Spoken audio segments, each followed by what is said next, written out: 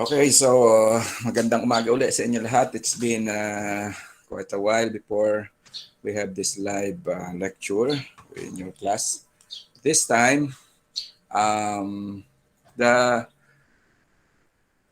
lecture is still part of the agricultural enterprise development, as I mentioned a while ago, that this is the meat. This is the most important part of the lecture, which is the enterprise development or business development.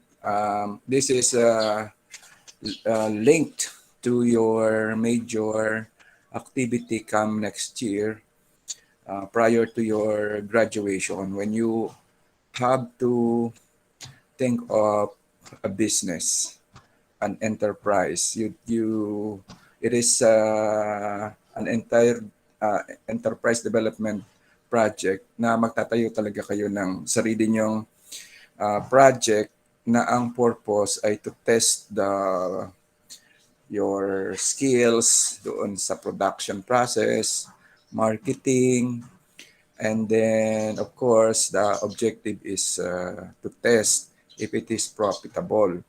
No? So there are a lot of things na you need to consider in choosing your business. It is far cry doon sa practice ng mga students na going the easy way, ano yung maalwan, but it is not always the case sa real business. Kung ano yung madali, yun ang pasukin mo, because the logic there is that kung madali siya, more people will be going there. Maraming mga negosyante ang doon din pupunta, mga entrepreneur, and there will be lots of competition out there. And patagalan yan. So, ang ating tanong ngayon, kapag nakaisip ka na ng iyong negosyo, how would you tell that to your prospective clients? Paano mo sasabihin ang iyong negosyo? There is always part of it that is the marketing. At dito nga nagkakaroon ng malaking participation ang estudyante ng agricultural entrepreneurship pagdating sa marketing. BSA would have very little exposure on marketing. Iba kasi ang focus nila. They are more on the technology, the production styles, but not much on the marketing side. It will probably later na lang sa kanilang trabaho kung sila maka-join sa may mga marketing functions, saka na lang na matututuhan. But dito sa atin, sa agricultural entrepreneurship, we are emphasizing, hammering the importance of marketing. Kasi yan ang buhay eh. You can easily grow something, raise something, but yung pagbebenta niya ang medyo very tricky. Of course, iniisip kasi natin yung profit, that not just income as sales, but profit. Kikita ba tayo? Meron bang margin? So itong agricultural enterprise development, this is the foundation kapag gagawin nyo na yung project next year. Kasi mahirap doon ko pa kayo tuturuan next year, magkakaroon na kayo ng mixed emotion kasi dalawa yung pagsasabayin nyo, how to learning the development ng business, tapos you are doing it at the same time. So dapat ngayon talaga, at dapat ito ay inyong intindihin ng mabuti. Watch it carefully, not once but many times, para nyo ma-internalize ito, paano nagtatayo ng negosyo. So ngayon, pupunta naman tayo doon sa portion where ang ating tanong is, paano natin ito i-describe ang ating business? Because the owner itself must be able to describe his business in a very concise, short way of describing his business or her business. Okay, so First is, ano ba ang iyong proposition? Ibig sabihin, when you have one product, ano yung ibig sabihin ng produkto mo din? How does it make sense? Anong magagawa nito sa iyong target market? So, we call that value proposition. So, it says here, it is a value proposition is a statement. No? Ibig sabihin, salita siya, nakasulat, that identifies and briefly describe the unique value that a bundle of products, pwede marami, and services. Lagi magkasama yung products and services. No? Not all businesses ay nakapokus sa product, iba ay services. No? Would bring to the agripreneurs customers. Doon sa, kung kayo ang agripreneur, doon sa customer nyo, that its competitors, yung mga kasabayin, kalaban natin kung tawagin sa negosyo, could not offer. Ano yung hindi na o-offer ng iyong competitor? At yon yung iyong value proposition. So in other words, the value proposition summarizes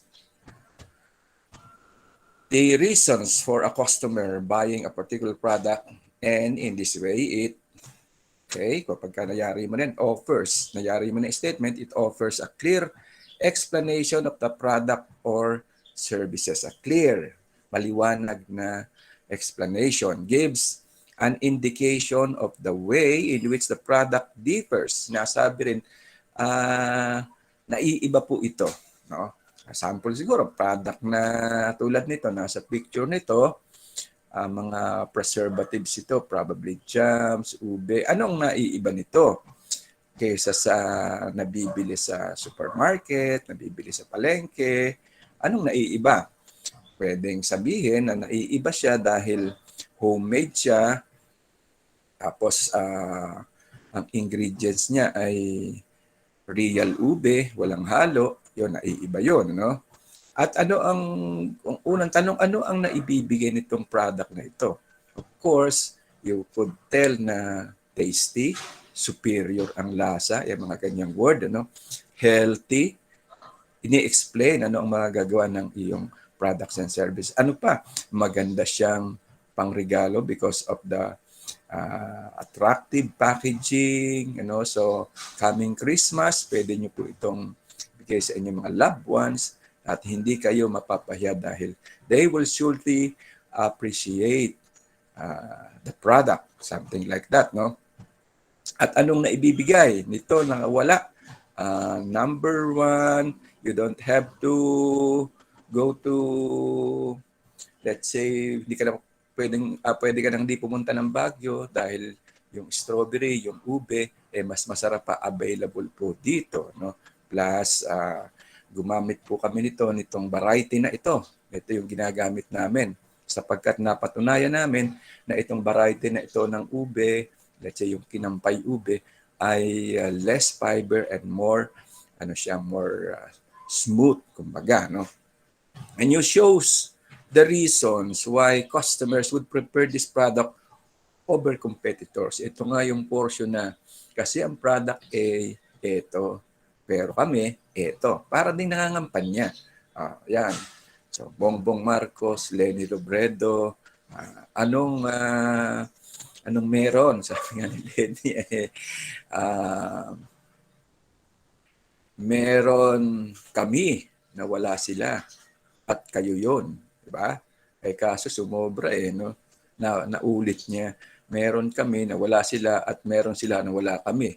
At kayo yun. Tabla lang yun. Parehong wala. Alright? Parehong meron. So, here, your products will have to undergo a campaign. Yan. Parang iniisip mo, ikakampanya mo itong product mo para ma-market mo. No? Bakit siya magugustuhan over competitor? So, therefore, dapat meron kang knowledge sa product mo at saka sa iyong competitor. Paano masasabi na mas magaling ito, mas masarap ito, mas mura ito, o kaya mas economical, o kaya mas madali niyong makukuha, easy to malocate, no? Malapit sa inyo, Yan, mga ganyan. If you do not know your competitor. So, merong portion talaga na you have to research. No?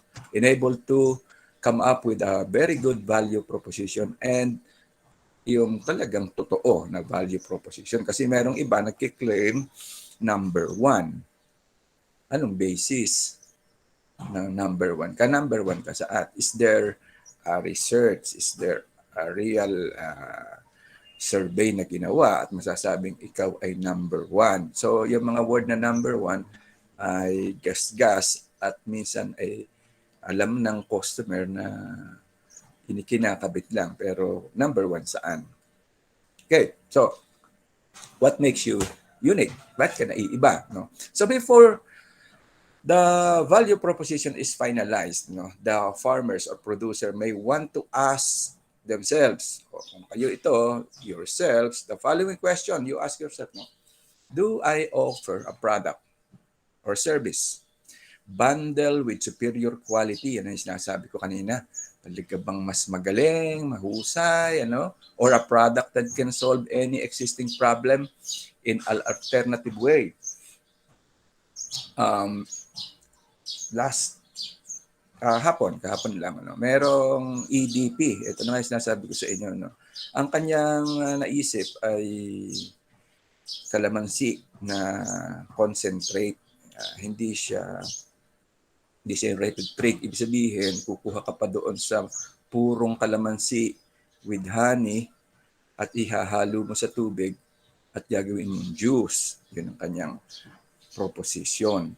Kaya lamang, the panel asked us, yung nag-present, have you considered yung competition? Kasi marami ng drinks sa market, no? Now, ano ba ang product mo? Ano ba ang sinosolve ng product mo?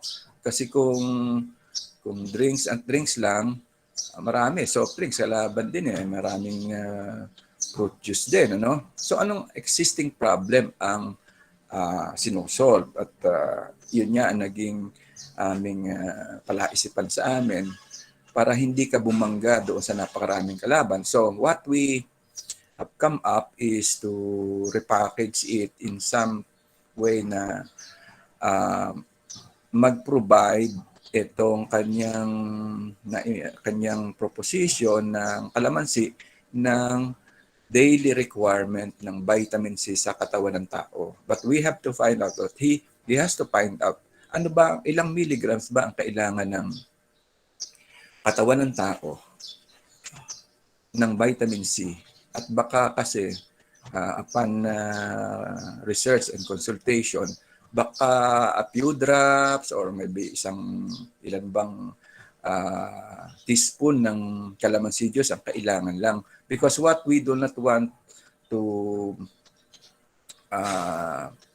project doon sa kanyang ay say juice drink, yung juice drink, refreshing drink. Gusto namin sana ang kanyang i-drive na punto or value proposition is the vitamin C supplement siya. Parang merong health, kasi medyo mahal, papatak, mahal ka lang kalamansi, hinaluan pa niya ng honey. Mahal din ng honey, ang gusto pa niya ilagay yung honey ng stainless B, mas mahal pa yun kaysa roon sa melipera, no? So, yun yung anong problem ba ang sinosolve ng kanyang product. Remember that entrepreneurship is solving problem in an alternative way. So it is an innovation. Yun yung pagkakaiba. Palaging tatandaan yung pagkakaiba ng businessman at saka ng entrepreneur. Ang entrepreneur ay nagsosolve ng problem in a different way. Nag-o-offer ng product in a different way, sabi nga, with a twist, na magsosolve ng problem ng kanyang target market na kakaiba. Kakaiba ha, the word is unique doon sa existing, and that is what you call innovation. And innovation is laging iyan ang distinguishing mark between an entrepreneur and a businessman. So next year, kahit ngayon pa lang, iisip kayo ng isang project with a twist. Na yung twist na yun ay hindi basta ma-twist lang. It is a solution to a perceived problem ng inyong mga customers. At yun, doon papasok yung innovation. Right? 2, can my product be customized to suit the needs? O ito na nga yung ating sinasabi, baka twist-twist ng konti para mag-fit doon sa need ng inyong mga prospective customers, requirements or preferences of customers. So yung iniisip namin doon, ibenta siya in a very small packages or container kasi ang vitamin C, we have still to determine gaano katagal yung kanyang shelf life. Baka kung masyadong marami, mabawasan yung potency niya, sayang lang. So, pwede sigurong ang packaging is good for 2 to 3 days lang, kasi madaling ma-deteriorate ang vitamin C. Pangalawa rin, ang isang suggestion ko roon is do not recommend too much vitamin C more than the required. Why? Because ang vitamin C can easily be flushed out sa katawan ng tao by through urine yung mga excess. So baka 3 baso kang uminom ng vitamin C ay kailangan mo lang pala 1 kutsara. So sayang yung ininom mong iba, sana huwag mong inumin ng 1 inuman lang. Unti-unti lang. So baka po pwedeng konti-konti lang. A recommendation, but that has to undergo the process noong kaniyang pagre-revise ng kaniyang presentation ng kanyang product. So knowing more about his product, kailangan. Are my prices lower than those of your competitors? At itong isa sa pinakamahirap, There was a time na naisip kong gumawa ng ng mga homemade soap, dishwashing, marunong ako niyan kapag seminar ako diyan. At actually nakapagbenta ako to the point ngayon na bakit ganoon, mas mura yung mga branded, kaysa sa product ko. Kahit anong gawin kong magic, di ko maibaba yung aking product, because the product noong mga competitors na established ay na yon, talagang napababa nila, and besides lower na ang kanilang manual labor because machines na ang gumagawa, and kanilang mga ingredients were procured on a discounted price. Samantala sa akin, binili ko doon sa nagre-retail pa na mga nagbebenta doon. Kaya the prices, the margin, kumisan ay not enough to sustain your tinatawag na operational cost. Meron namang kita, kaso yung kita na yun would go to operational cost like ibibiyahe mo, tapos bibili ka pa ng minsan magbabayad ka ng tao para mag-deliver for you. Pag kinumpute mo na konting-konti ang tapos kahit kung sana kahit konti pero marami naman ang iyong dapat i-deliver, yun din ang isang problem. Another problem is saan ka ba magko-concentrate doon sa magre-retail ng product mo, but you have to lower your price extremely kasi tutubuan din nila yon. Or doon sa bahay-bahay. Ang problema kung bahay-bahay ka rin pupunta. So yun, again, nagkagawa ka ng product, nag-distribute ka. So it's another trick part there. Parang wala ka ng pahinga kasi lakad ka ng lakad, tinda ka ng tinda. So these are the things that you have to be clear when you come up with a business. And you will surely understand what I mean next year kapag nagawa na kayo. Habang kayo ay nagtatanim, at umani na kayo, paano mo i-dispose ngayon yan? Ang problema niyan, meron ka pang tinatawag na window. Ibig sabihin, pag hindi mo siya naibenta, ang agricultural product ay mga perishable, kinakailangan ma-dispose ka agad. Does my product offer a set of unique benefits to the customer? Again, the word is unique. Isa sa mga word in agripreneurship is unique because it is innovated. Anong unique ang iyong unique benefits, no? Anong meron yan? So, pwedeng yung kalamansi is you don't have to drink 2 glasses or 1 glass or 3 glasses of juice every day. All you need to do is take few drops, 3 drops, lagay nyo sa inyong sa water, fresh water, or tap water, or drinking water, and that's it.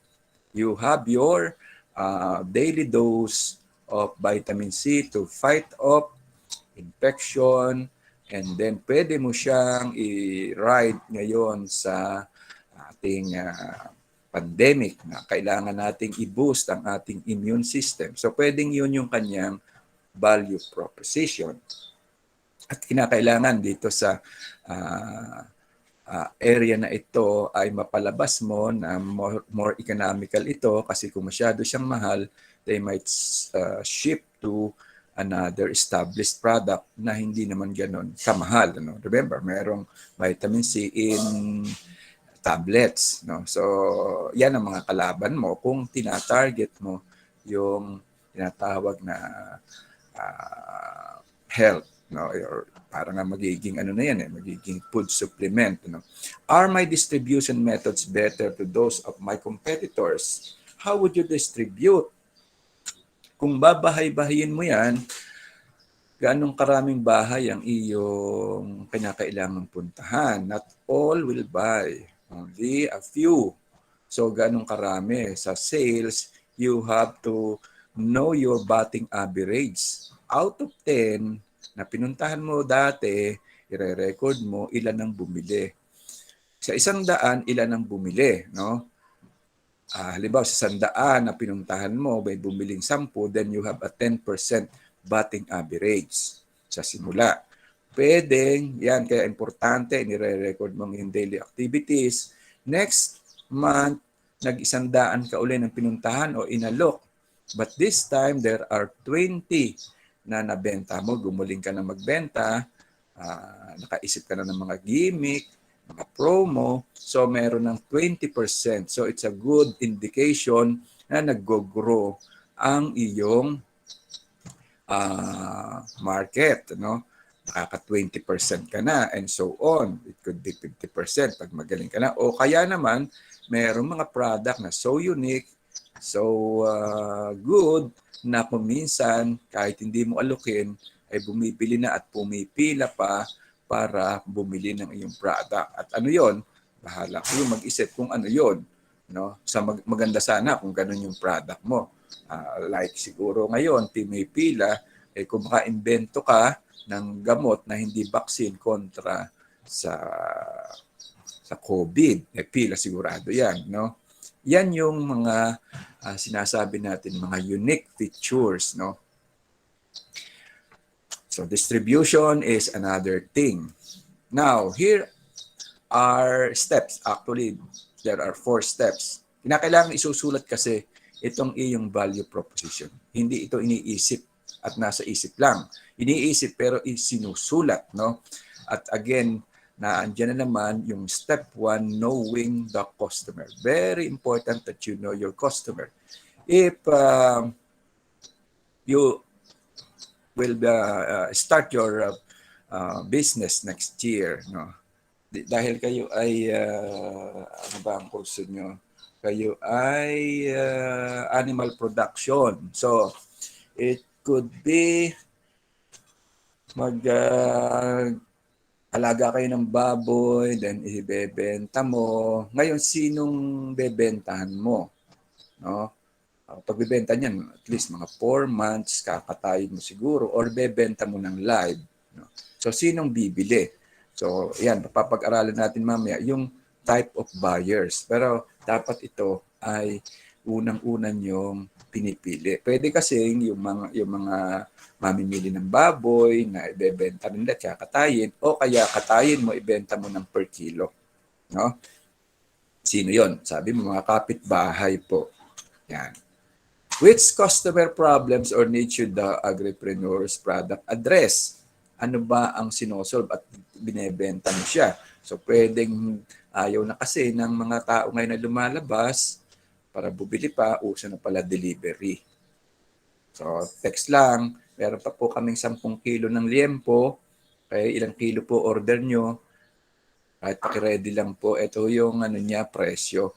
Pagka deliver ko ho, maya-maya. 2 hours from now. What product improvements or benefits are the customer looking for? So, kung yan dressed chicken, meron ng hinahanap yan, alam na nila. Yung tipong mas maganda ba yan kaysa Magnolia? Okay. Kailan ba pinatay yan? Baka 15 days na yan sa freezer. Gusto ba nila fresh? Baka kasi yung pagkakatanggal mo ng balahibo hindi maayos, marami pang balahibo, then may para mga pasa-pasa pa. So, anong mga products ang customer ang gusto mo? Tapos, siyempre, the final test niyan is the taste. No? Kung anong lasa, baka there's something na they don't like. At ano ang gusto nila sa product? No? Benefits. No? Anong product improvements or benefits are the customer looking for? And what do they value? Ano ang kanilang importante sa kanila? No? When I was in sales some years back, we have data ng aming mga customers. Ano-anong kanilang binibili sa aming company. Nakalagay na yon kasi meron kaming database. So pag papasa namin noong sales receipts namin, ini-encode yun, malalaman kung itong si customer A, palaging ito binibili. Lagi na lang ito binibili sa akin o sa amin, no?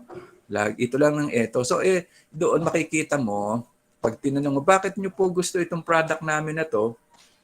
Subok ko na, medyo matibay siya. Tsaka yung mga customers ko, kasi dentist yung mga clients namin, na ang kanilang customer, may mga pasyente.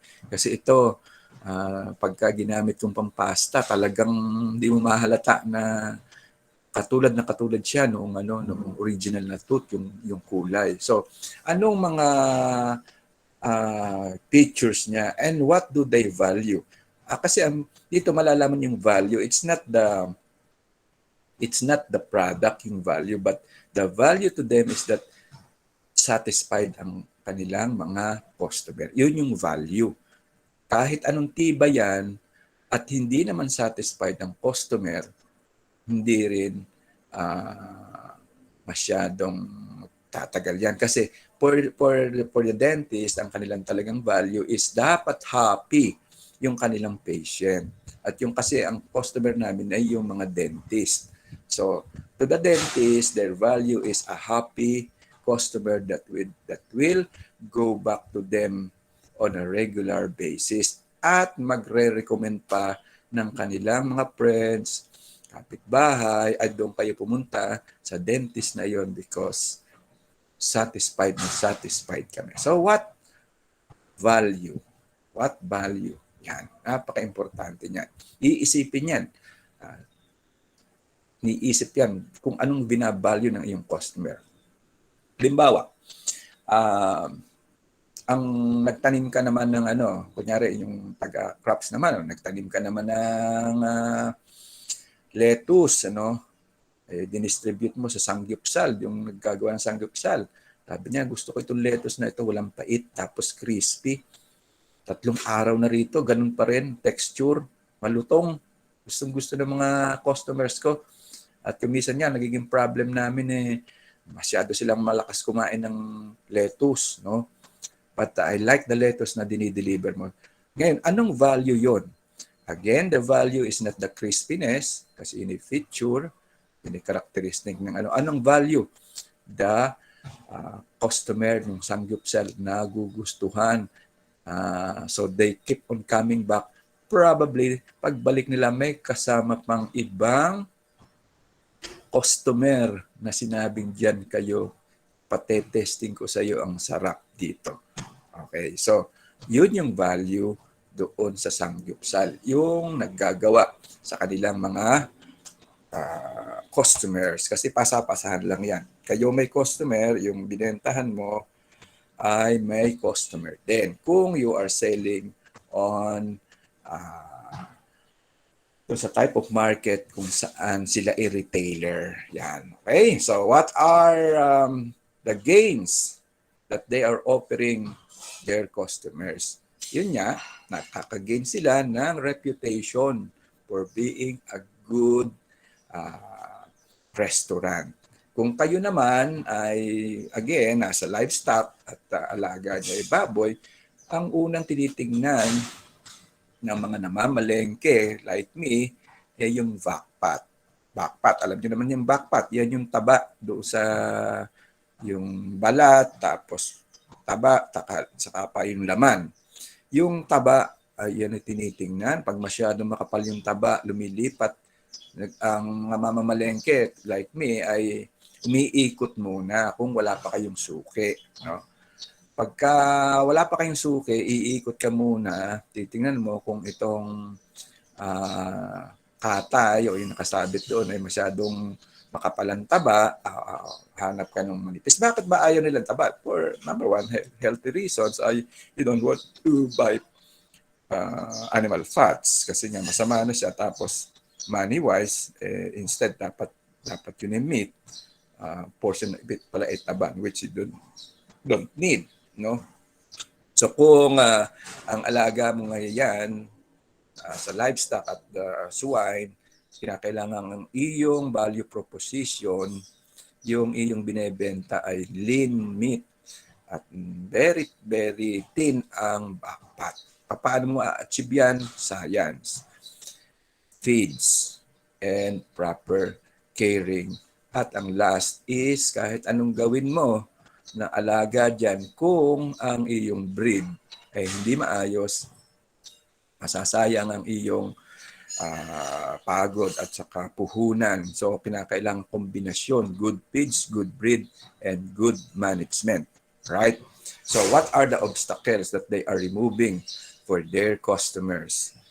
Another thing, ano bang mga obstacles? Obstacles na sinasabi dyan yung kaya ayaw niyang bumili dahil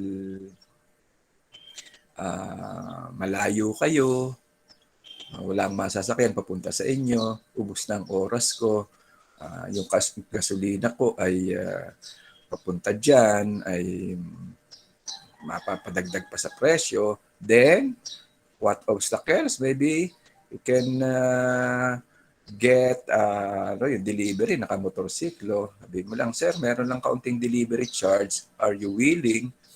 Okay, sige, pa-deliver mo rito. Maganda na kayo, mag-negosyo, meron ng delivery. Okay po bang magdagdag? Yes, okay lang. Kasi tsaka unang-una, wala akong time pumunta dyan. Right? So, convenience. Tinanggal mo yung obstacle na yun na we don't want to get out of their home. Mabuti yan kung may sasakyan o gusto mo masyal, gusto makita ang place mo. But minsan, lalo na kung nakita na, deliver mo lang, alam ko na yan, natikman ko na. Deliver ka na lang ulit, padala mo na lang dito. Alright? So, ganun. Payment. Pwede bang cash on delivery? Pwede, sir. Pwede naman po kung GCash na lang tayo. Okay, sige, GCash na lang. Yan. So, you know now the customers. Second step, writing. Ibig sabihin, susulat mo talaga ang iyong value proposition. You know now the product. Okay? Kanina, ano yung dapat malaman? Customer. Inuna yung customer, Step 1, At dapat alam mo product mo. You know your product. Okay? When I was in sales, even when I said insurance, I know my product so well. Kahit tulog ako, gisingin mo ako. Kayang-kaya ko. Kahit na sa gitna ako magsimula, pwede. Kahit gusto mo yung 30 minutes presentation, I can do it in 30 seconds. I know my product so well, no? all the angles. Dahil kabisado ko na siya, ang pinapag-aralan ko na lang ay yung customer. Ano siya at paano ko ite-tailor fit yung aking presentation doon sa kanyang pagpatayo ng estado. Normally, ang hinahanap ko anong kanyang interes sa buhay. No? Something like bago ako pumasok, bago ako pupunta sa makausap siya doon sa meeting place o sa bahay, kalimitan, kunyari sa bahay, pupunta ko sa bahay, malikot ang mata ko. I would always look around and find something na sa tingin ko ay magandang point of conversation. Ano?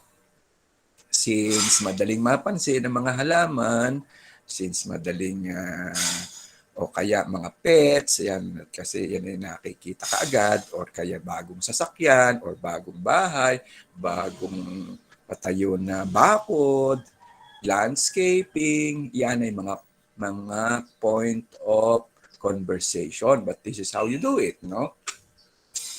Ito, wala pang product, wala pang product. Ang sinasabi ko lang ay muna ay point of conversation. Kung saan sila interesado, no? Remember this, ang mga tao, ang gusto nilang pag-usapang mga bagay-bagay ay yung bagay na sila interesado. I'll repeat, ang mga tao, most likely mga tao, they want to talk about something that they are interested. Tandaan nyo yan. So, ngayon, dahil kakausapin ko siya at ako'y nagtitinda, salesman ako, ang number one problem ko at alam ko na kahit anong product pandala ko, they don't want to talk to me because they perceive na bebentahan ko sila. So ang kanilang gagawin ay magpo-put up sila ng tinatawag na mga barriers, parang imagine pader, para di mo sila mabentahan. They would always come up with incredible reasons, alibis, para hindi makabili. Walang pera, pag-iisipan ko pa bago na. Kausapin ko pang asawa ko, teka muna, wala pang, may binibili pa kami, may babayaran pang ganito, ganun. Those are mountains of objections. We call it objections. No? So ngayon, doon sa pinopoint ko, hindi mo muna siya bebentahan, but rather you talk about, oh, sir, ang ganda ng nakakaganda nitong alaga niyong aso. Ano nga pong breed ito? Hindi po ba ito yung American Pitbull? Sir, dami ko na nakitang American Pitbull din, Kasi medyo mahilig-hilig doon, pero ibang klase, sir. So, paano bang alagang ginagawa? Hindi dyan. Yun, magsasalita na yun. At wala nang puknat ang kakakwento. Why? Because you started with something that he is interested. Either yan ay halaman, either yan ay bonsai, orchids, etc. You always start a conversation with something that is interesting to him, not to you. No? Kasi nagsimula ka agad, sir. Meron kaming product dito, bagay na bagay sa inyo. Yung kapag kayo ay mawawala na sa mundong ito, maiiwanan kayo. Who would want to talk about that? Nobody. Who would want to talk about pamana? Who would want to talk about paying? Nobody. But if you want to start a conversation, talk to a topic that sisiguraduhin nyong interesado sila. And paano kakakambyo ng iyong product? Puro aso na lang. By the way, sir, nga pala, maiba pala ako. No? Kaya nga pala ako napapunta ako sa inyo rito. Nakikita ko kasi kayo sobrang pagmamahal nyo sa inyong pet. More so, lalo na siguro sa pamilya nyo, sa anak nyo. Siyempre naman, minsan, minsan nagseselos sa mga anak ko dahil para daw mas mahal ko pa yung mga aso kaysa mga anak. Tama naman po yan dahil talagang alam niyo ng aso, man's best friend. Pero siyempre, dapat mga pamilya natin, di natin kakalimutan. Naintindihan naman na yan. Yung isa nga pong nasabi natin, tulad nitong mga aso, someday, ay iwanan din tayo niyan. Kasi yan naman di po ba sa mga ganitong breed, mga anong tansya niyo po ba, ilang taon po ba yan bago magkaroon ng natural death? Ay, mga 8 years. Yun, makakalungkot isipin. Ano po? Ganun din siyempre, sir. Kung tayo bilang family man, nagmamahal sa pamilya, ay isang araw, whether we like it or not, ay pwede ring magpaalam. Ang kagandahan niya lang, sir, may pagkakataon tayo ngayon para mag-prepare. Mga ganyang banat. Di ba? O, ginamit mo pa yung aso. No? Ginamit pa yung where he is interested. No? So, ang tawag namin dyan sa sales ay yung drawing the venom. Yung venom kamandag. Ano? Hayaan mo muna siya magsalita. At magsasalita siya kung interesado siya doon sa bagay na topic. Alright, so, yun ay pinag-usapan mo na interesado siya, pero hindi siya interesado sa product mo, siyempre, iiwas yan. Kaya lamang napayabang na siya. Sabi mo, mapagmahal kayo sa aso, siyempre, sabihin niya kung aso nga, mahal niya alangan namang sabihin niya hindi mahal niya ang kanya o nga, no? I'm giving so much time and value din sa aso ko. More so ang anak ko. So, ganyan. Mga banat yan. Ha? Pinapag-aralan yan. Hindi yan basta natututunan lang ng kung saan-saan. No? We were trained. We were subject to so much tinatawag naming mga may nanonood. Kinikritik ka pa bago ka lumabas. Ganyan. Now, you know, now your product, saan siya ipoposisyon during doon sa usapan? So ngayon, sabi ko, yan, na-position ko siya using the story of the dog because I know my product very well. Niya, o nga, no? And that's it. Sabi niya, o nga, no? Lahat ng sasabihin mo are secondary. Doon. Yung lahat ng in-explain mo, maaaring hindi niya na matandaan, makalimutan, but you have probably get his attention at umuo siya. So, ganito, sir, let's make it easier. No? Kung dito, magsisave kayo ng ganito, but ito po yung peace of mind. No? From here on, kahit anong mangyari, no, huwag naman sana, lalo na may COVID, then your family will be fully provided. No? Ganito yung may iwanan sa kanila. Alam niyo naman, pag nagkasakit, lalo ng COVID, milyon ang halaga. You don't want to leave them, iwanan sila ng malaking utang. Yung mga ganun-ganun ba? Diba? So, you know your product. How the product addresses the customer's problem. Minsan yung problem, di alam So, you have to find a crafty way of telling them their unknown problem. Yan magagaling ang mga salesman. The value of benefits the product offers to customer. Ano ba yung peace of mind? Value. Remember, value, hindi yun yung product. Kundi ano nagagawa ng product. Binebenta mo ay baboy. Anong value? Doon sa namimili sa iyo na ikakatayin din niya. The value is that babalik-balik yung kanilang mga suki would be happy. Hahanapin. Dahil gusto ko yung dating baboy, yung dinadala mo rito. Ubus ka agad. Mga buyers, yun. So, value, benefits. Doon sa nagtitinda, bumabalik-balik. Doon sa nag-wholesale, ganun din. So, now, ang request sa iyo, sir, damihan mo. Kulang na yung supply natin. Magparami ka pa niyan. Estimate ko sa mga baka kahit doble pa nung binibili ko sa iyo, we can do it, no? Makukuha ko sa iyo. So, yan yan. Kagandahan, if you know first the need ng customer, now your product, alam mo na, malalaman mo rin kailangan improve. Improvement could be getting a new superior breed or magpalit ka ng pakain, baka kasi tinitipid mo, baka kaning baboy ang pakain. Kaya matataba, baka pakain mo ay gabi.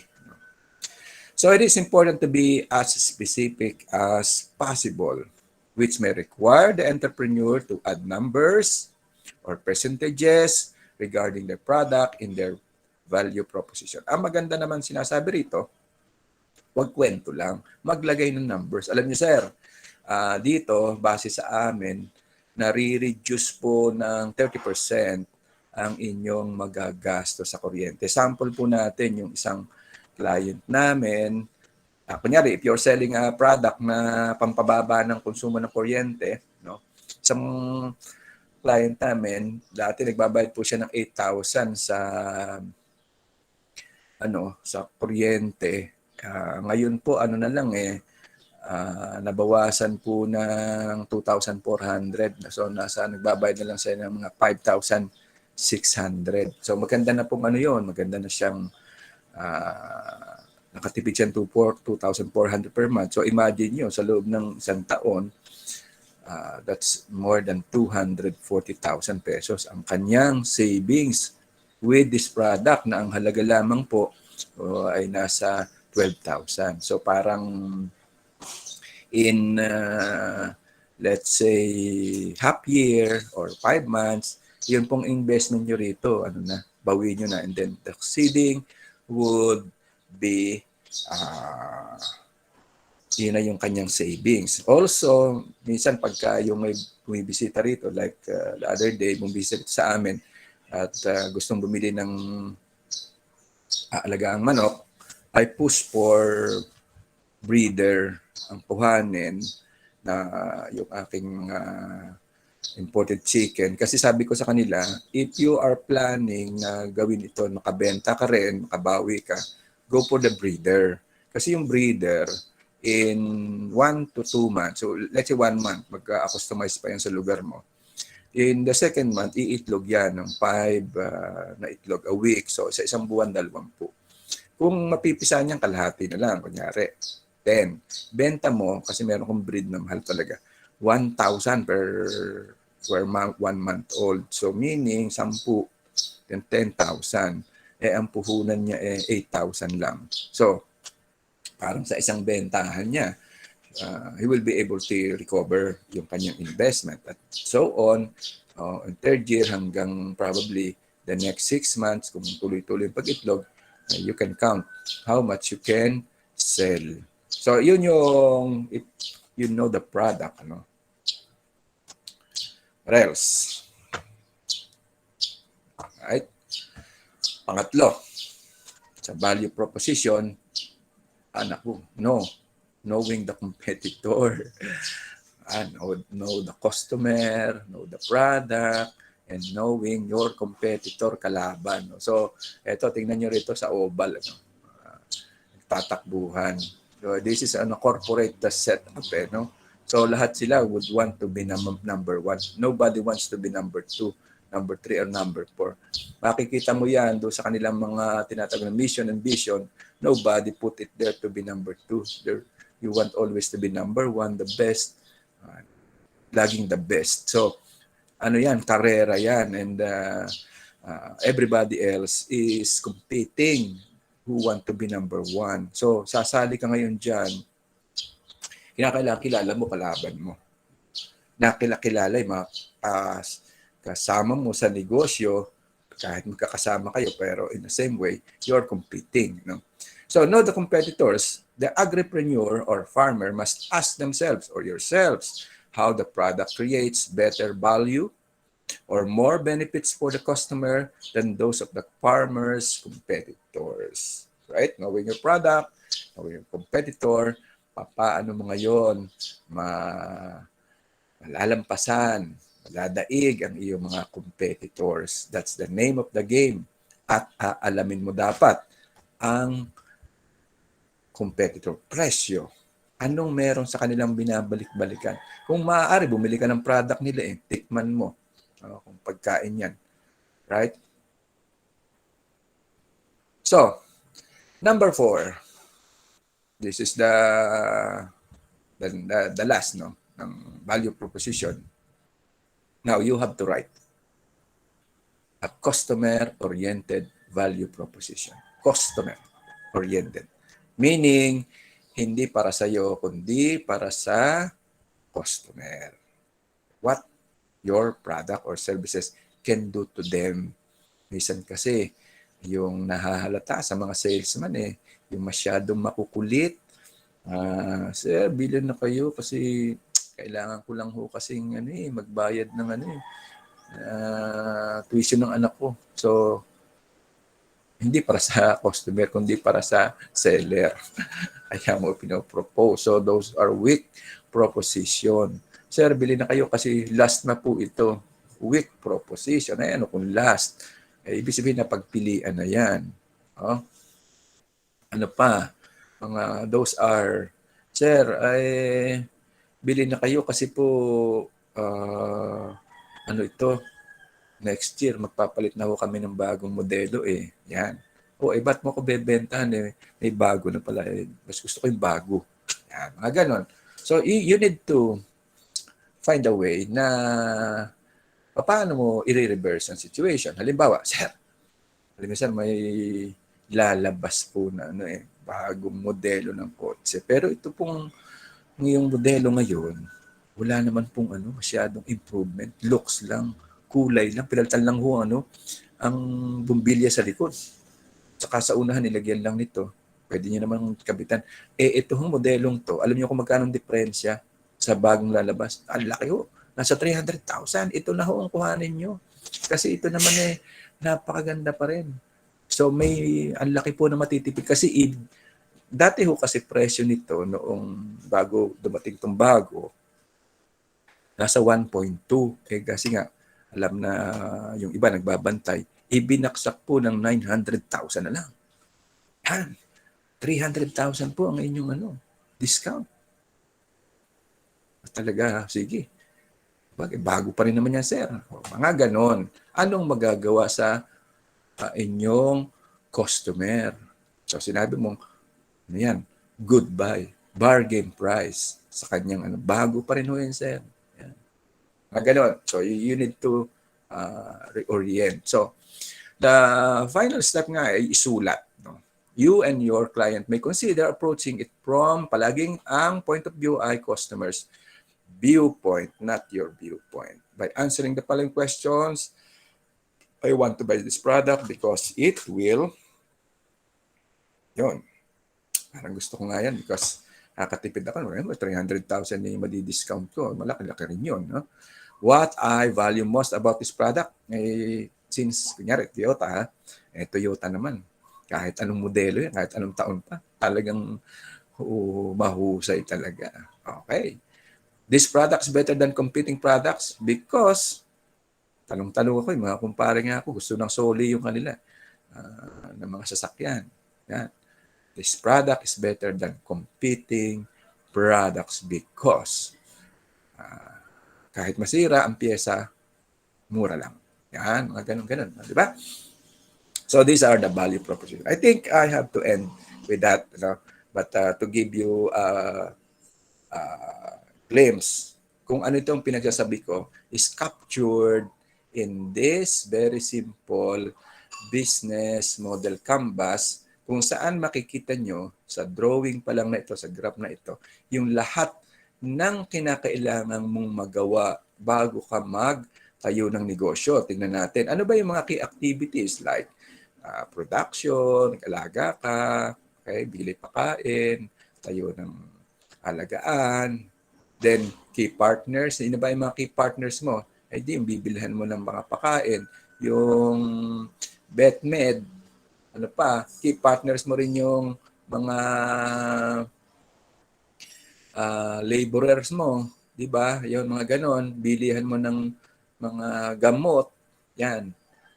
Those are key partners. Kung meron kang mga agencies sa agriculture na nakaka-attend ka ng mga free seminar, tapos lagi kang pinapasyalan, ma-attend ka ng nakakakuha ka pa ng mga libre kung ano-ano, those are key partners. No?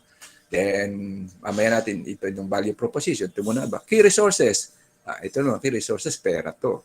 Ito na yung mga naipatayo mong facilities. Ano-ano yan? Kung wala ka, ano-ano yung kailangan mo? And then, you need to make a survey. Magkano ang kailangan mong pera to enable na ma-establish mo ang iyong key resources para ma-deliver mo yung iyong value proposition. cost, noong key resources para ma-deliver mo ang iyong value proposition. Bago mo ma-deliver ang iyong value proposition, kinakailangan gagawin mo itong mga key activities at magpatulong ka sa iyong mga key partners. Right? On the other side, ito, side ng entrepreneur, the other side, ito naman yung sa customer side. So sa customer side, nandiyan yung customer relation. Sa customer relation, paano mo sila bebentahan ng anong frequency, anong logistics, yung channels kung tawagin, paano mo i-deliver, and then customer segment, ibig sabihin sino sa kanila. Kasi we are not yet talking about segmentation, demographics, edad, ano pa, location, geographical, and then finally, revenue streams. Cost, ima-minus natin ang cost versus your sales and it is your revenue streams. These are the money that comes to you. At ang ibig sabihin niyan, you will know if you have profit or loss. Kung mas malaki ang iyong cost versus do sa revenue streams, and then tiis-tiis, baka kasi simula pa lang. Alright, so this is the business model canvas. Normally ito pinagagawa sa mga yung naguguluhan pa, ano nga ba negosyo ko? O magtatayo ka ng negosyo, ito pinapagawa namin ang tinatawag na business model canvas. Alright, so I guess I have delivered to you a very important lesson for today, more on how to come up with a business mindset, paano gagawin on a very scientific way, no? Considering everything. Ito naman ay mga koleksyon ng mga experiences at tinuturo sa schools, higher schools ng business, dahil talagang ito'y siyensya na ang pagtatayo ng negosyo at kinakailangan papag-aralan. So I hope you enjoy what I have shared you today. It's 9:29 and thank you very much. I could not entertain any questions anymore. So take a good day and thank you very much.